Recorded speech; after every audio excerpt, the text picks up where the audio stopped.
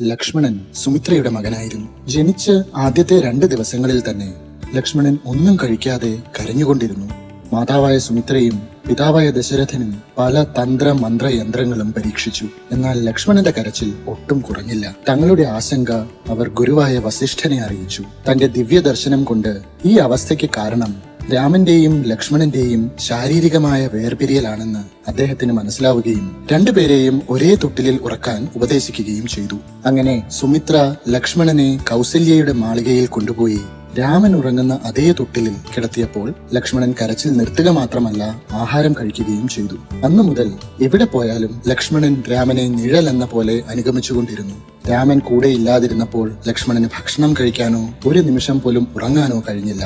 അതിനാലാണ് പലപ്പോഴും രാമനെയും ലക്ഷ്മണനെയും ബിംബ പ്രതിബിംബങ്ങൾ എന്ന് പരാമർശിക്കപ്പെടുന്നത്. ഈശ്വരനുമായുള്ള നമ്മുടെ ബന്ധം ഇതുപോലെ ആയിരിക്കണം. ജയ് സായിറാം.